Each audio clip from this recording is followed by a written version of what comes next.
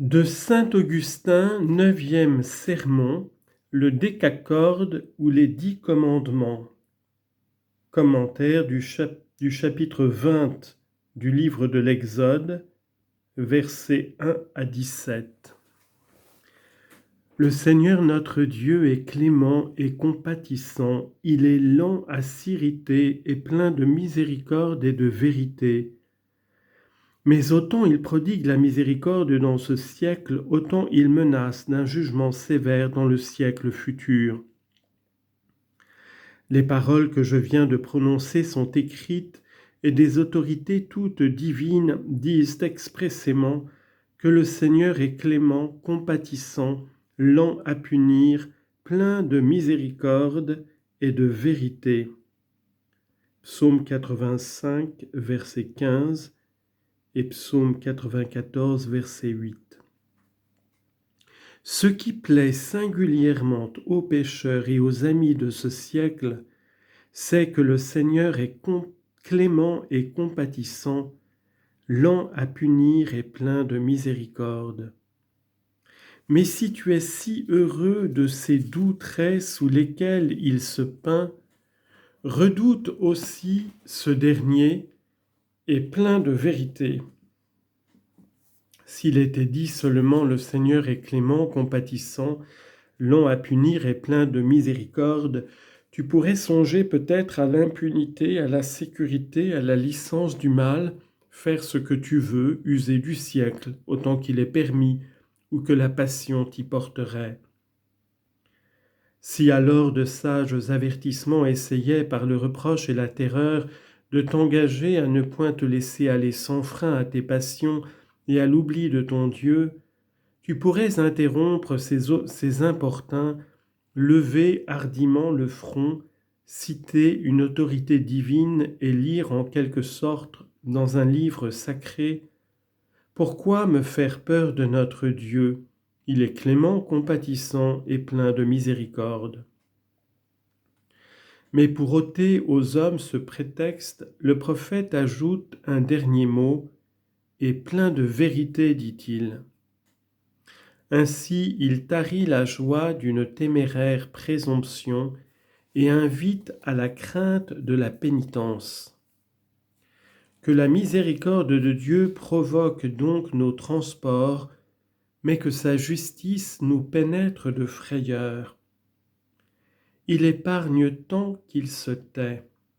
Il se tait, mais il ne se taira point toujours. Confère Isaïe, chapitre 42, verset 14. Écoute lorsqu'il parle aujourd'hui et crains de ne pouvoir te dispenser de l'entendre lorsqu'il parlera au moment du jugement. Tu peux aujourd'hui songer à ta défense. Songe-y avant le suprême jugement de ton Dieu. Sur quoi pourrais-tu établir une fausse confiance ? Lorsqu'il paraîtra, tu ne pourras produire ni faux témoin pour le tromper, ni avocat pour le surprendre par sa faconde. Tu n'essaieras même pas de corrompre ton juge. Mais que faire auprès de ce juge que tu ne saurais ni décevoir ni séduire ? Il y a pourtant quelque chose à faire. Celui qui jugera alors ta cause sera le témoin actuel de ta vie. Nous venons de chanter et de le bénir, songeons à notre défense. Celui qui voit nos œuvres a entendu nos chants. Que ces chants ne soient pas vides de sens et ne deviennent pas des gémissements. Il est temps de faire promptement la paix avec ton adversaire. Dieu est patient à voir et à punir l'iniquité, mais aussi son jugement viendra bientôt. La vie humaine trouve long ce qui n'est qu'un moment pour Dieu. Ah, quelle consolation peut-on trouver dans ce qui paraît de longue durée à ce siècle et au genre humain ? Quand l'humanité devrait vivre longtemps encore, le dernier jour de chacun de nous tardera-t-il beaucoup ? Combien d'années se sont succédées depuis Adam ? Combien se sont écoulées et s'écouleront encore ? Celles qui restent ne sont pas en si grand nombre. Cependant elles passeront jusqu'à la fin des siècles, comme ont passé les autres. Le peu qui reste semble long, mais ce qui est écoulé ne doit-il pas nous montrer en perspective la fin des temps ? Depuis l'origine jusqu'à ce jour, il y a eu constamment un jour qu'on a pu appeler aujourd'hui. Ce qui alors était de l'avenir n'est-il pas maintenant du passé ? Il est comme s'il n'avait pas été. Ainsi en sera-t-il de ce qui doit s'écouler jusqu'à la fin. Admettons toutefois que ce temps sera long, aussi étendu que tu peux le penser, le dire, l'imaginer, plus long que ne l'enseigne l'Écriture. Diffère donc ce jour du jugement autant que ton esprit en est capable. S'ensuit-il que tu puisses retarder ton dernier jour, le dernier jour de ta vie, celui où tu dois quitter ce corps ? Si tu le peux, mais qui le peut ? Assure-toi de la vieillesse. Hélas, dès qu'il commence à vivre, l'homme n'est-il point exposé à mourir ? L'assujettissement à la mort ne vient-il pas du commencement de la vie ? Pour n'être pas sur cette terre et parmi le genre humain exposé à la mort, il faut n'être pas encore entré dans la vie. Tu ne peux donc te promettre sûrement aucun jour. Et si tu ne peux te promettre aucun jour, accorde-toi avec ton adversaire pendant qu'il chemine avec toi, c'est-à-dire pendant qu'il est avec toi dans cette vie où tout se passe et où demeure cet adversaire. Quel est donc cet adversaire ? Ce n'est pas le diable, car l'Écriture ne t'engagerait point à t'accorder avec lui. Il est donc un autre adversaire que l'homme lui-même a rendu son ennemi. D'ailleurs, quand même le diable serait ton ennemi, on ne pourrait pas dire qu'il chemine avec toi. Cependant, pour t'accorder avec lui, il faut que ton adversaire chemine avec toi, car il sait que si tu ne t'entends pas avec lui sur la voie, il pourra te livrer au juge, le juge au ministre et le ministre te jeter en prison. Matthieu 5, 25. Ces paroles sont de l'Évangile et ceux qui les ont lues ou entendues se les rappellent comme nous. Quel est donc ton adversaire ? La parole de Dieu ? Oui, la parole de Dieu est ton adversaire. Pourquoi ? Parce qu'elle ordonne le contraire de ce que tu fais. Elle dit ton Dieu est unique, adore un seul Dieu. Et toi, abandonnant Dieu, le légitime époux de ton âme, tu te livres à la fornication avec les démons. Ce qui est plus grave encore, tu ne parais ni abandonner ni répudier ouvertement ton époux à la manière des apostats, tu demeures en quelque sorte dans sa maison et tu accueilles des adultères. Comme chrétien, tu ne sors pas de l'église et tu consultes les devins, les aruspices, les augures, les sorciers. Âme prostituée, tu ne quittes pas la demeure de ton mari et tout en lui restant uni, tu te souilles avec d'autres. On te dit, ne prends pas en vain le nom du Seigneur ton Dieu, parce que le Christ a pris l'humanité créée, n'estime point qu'il soit une créature. Et tu le méprises quand il est égal au Père et un seul Dieu avec lui. On te dit d'observer spirituellement le sabbat et non comme l'observent les Juifs. Ils gardent le repos du corps pour se livrer à leurs jeux et à leurs débauches. Ah, mieux vaudrait que le Juif s'occupât utilement dans son champ que d'exciter des séditions au théâtre. Mieux vaudrait que leurs femmes travaillassent la laine que de danser avec impudeur tout le jour sur leur galerie.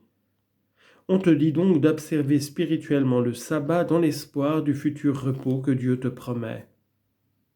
On peut se fatiguer sans doute lorsqu'on fait tout ce que l'on peut en vue de ce repos. Si néanmoins on rapporte tout à la foi de ce repos promis, on le possède déjà non en réalité mais en espérance. Et toi, tu veux te reposer pour travailler quand tu devrais travailler pour te reposer ? On te dit « honore ton père et ta mère » et tu infliges à tes parents des injures que tu ne voudrais pas endurer de la part de tes enfants. On te dit « tu ne tueras point » et tu veux mettre à mort ton ennemi. Et si tu ne le fais pas, N'est-ce point la crainte du juge humain plutôt que la pensée de Dieu qui t'en détourne? Ignores-tu que Dieu lit dans ton cœur et qu'il te voit homicide dans l'âme, quoique celui dont tu diffères la mort soit encore au nombre des vivants? On te dit, tu ne commettras point d'adultère. Exode 20, versets 1 à 14. C'est-à-dire, tu n'iras point à une femme autre que la tienne. Tu dois l'emporter en vertu sur une femme. Or, la chasteté est une vertu. Et pourtant, tu tombes au premier choc de la passion. Tu veux que ton épouse en triomphe et tu gis vaincu. Tu es le chef de ta femme et elle te précède devant Dieu. Veux-tu que dans ta maison la tête soit en bas? L'homme est le chef de la femme, mais partout où la femme est plus sage que l'homme, la tête de la maison est en bas. Si l'homme est le chef, sa vie doit être meilleure. Il doit, par toutes sortes de bonnes œuvres, devancer sa femme. Celle-ci devrait n'avoir qu'à imiter son mari, à suivre son chef. Le Christ est le chef de l'Église et il est commandé à l'Église de suivre son chef et de marcher sur ses traces. Ainsi, dans toute famille, l'homme est comme le chef et la femme comme le corps. Éphésiens 5, 23. Où conduit le chef, là le corps doit suivre. Pourquoi donc ce chef veut-il aller où il ne veut pas être suivi par son épouse? Parce que la parole divine donne ses ordres, elle est l'adversaire, car les hommes ne veulent pas faire ce qu'elle commande. Et pourquoi dire qu'en donnant ses ordres, la divine parole est l'adversaire? En parlant ainsi, ne le suis-je pas moi-même pour quelques-uns? Ah, que m'importe, celui dont la crainte m'inspire de parler me fortifiera assez pour ne pas redouter les plaintes des hommes. Ceux qui ne veulent pas, et ils sont nombreux, garder la fidélité à leurs épouses, voudraient que je ne dise rien de ce sujet. Mais qu'ils y consentent ou s'y opposent, j'en parlerai. Car si je ne vous engage point à vous accorder avec l'adversaire, je demeurerai moi-même en guerre avec lui. Celui qui vous commande d'agir nous commande de parler. Si vous êtes ses adversaires en ne faisant pas ce qu'il vous commande de faire, nous resterons aussi ses adversaires en ne disant pas ce qu'il nous commande de dire. Me suis-je beaucoup arrêté aux autres points que j'ai déjà touchés? Nous présumons de votre charité que vous adorez un seul Dieu. Nous présumons de votre foi catholique que vous croyez le Fils de Dieu égal à son Père et que vous ne prenez pas en vain le nom du Seigneur votre Dieu en regardant son Fils comme une créature. Toute créature en effet est soumise à la vanité. Romains chapitre 8 verset 20. Vous croyez sans doute que le Fils de Dieu est égal à son Père, Dieu de Dieu, Verbe de Dieu, Verbe est Dieu par qui tout a été fait, lumière de lumière, éternel et unique, comme celui qui l'a engendré. Vous croyez que ce Verbe a pris une nature créée, qu'il a reçue de la Vierge Marie une nature mortelle et qu'il a souffert pour nous. Nous lisons cela et nous le croyons pour être sauvés. Je ne me suis pas arrêté non plus à vous exciter, à faire vos œuvres en vue de l'espérance à venir. Je sais que toute âme chrétienne s'occupe du siècle futur. N'y pas penser et n'être pas chrétien dans le but de recueillir ce que Dieu promet à la fin, c'est n'être encore pas chrétien. Je ne me suis pas arrêté non plus à ce commandement divin « Honore ton père et ta mère ». La plupart honorent leurs parents et il est rare que nous rencontrions des parents se plaignant de la méchanceté de leurs enfants.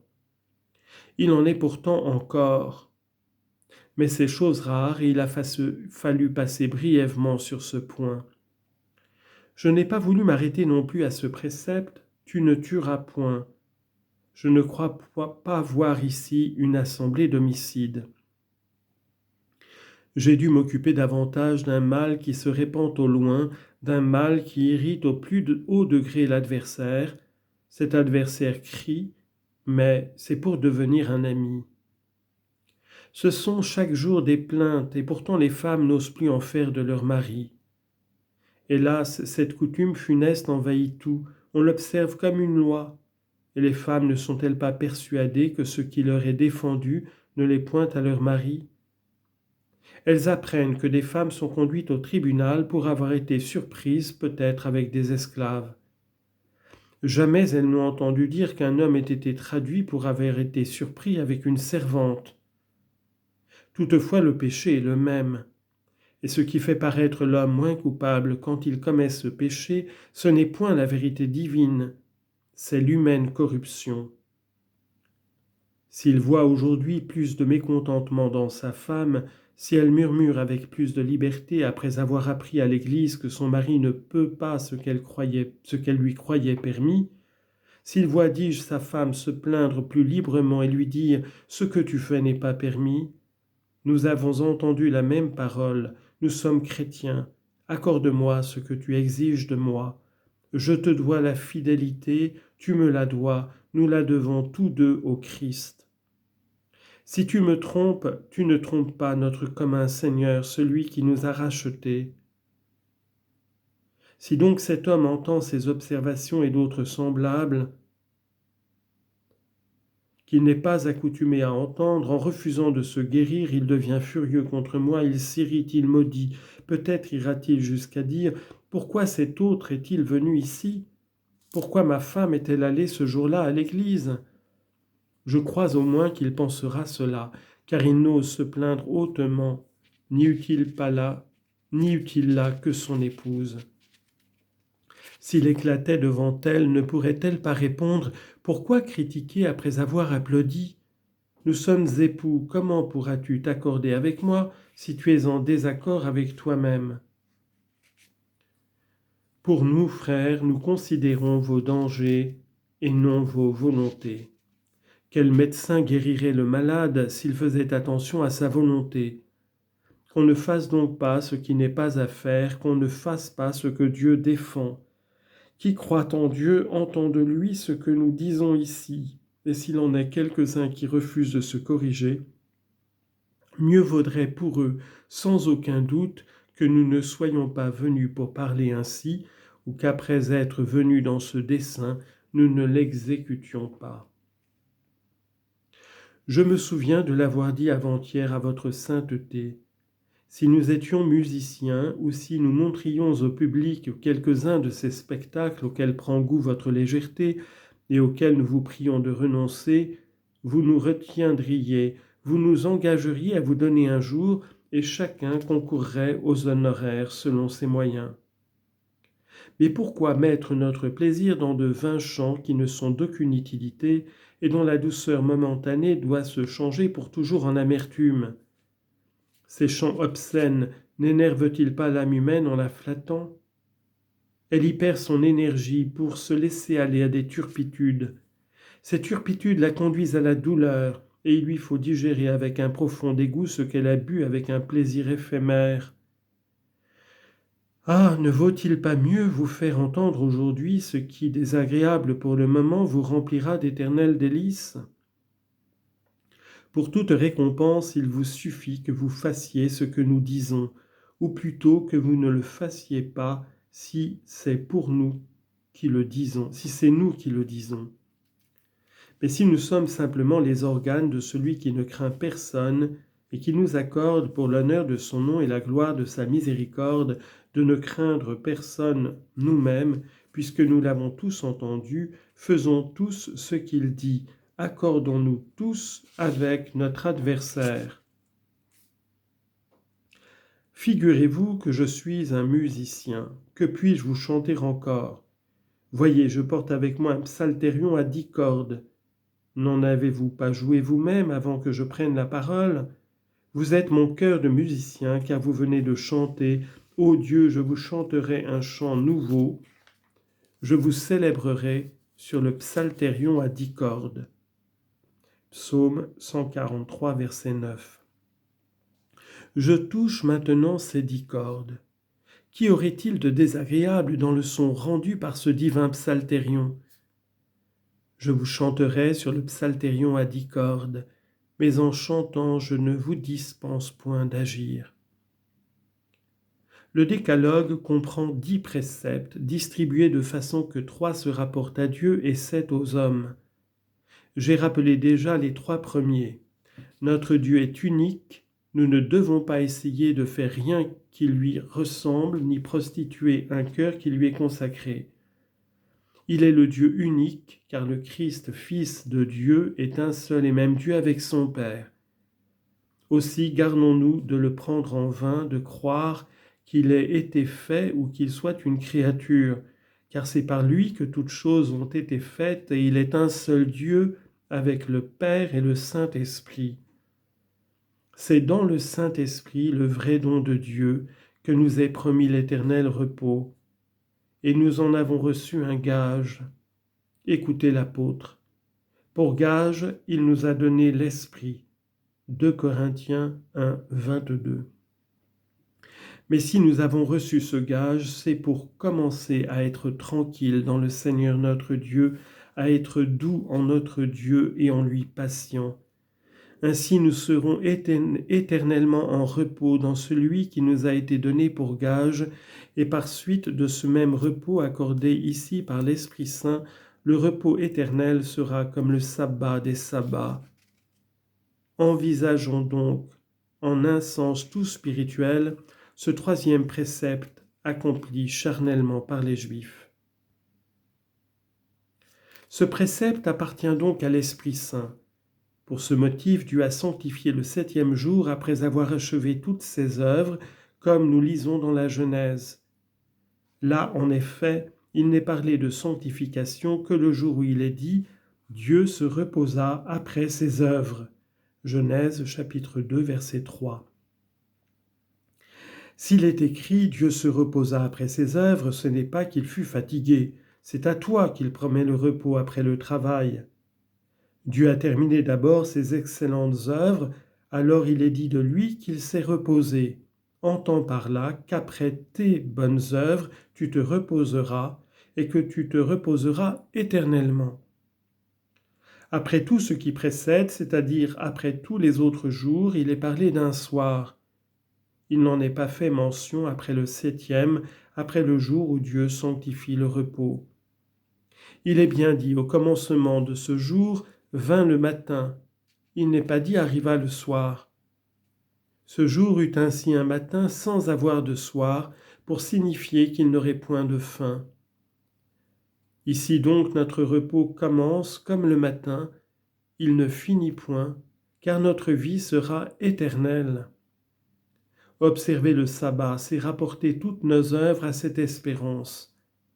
Telle est la 3e corde de ce décalogue, de ce psalterion à 10 cordes, dont les 3 premières rappellent les préceptes relatifs à Dieu.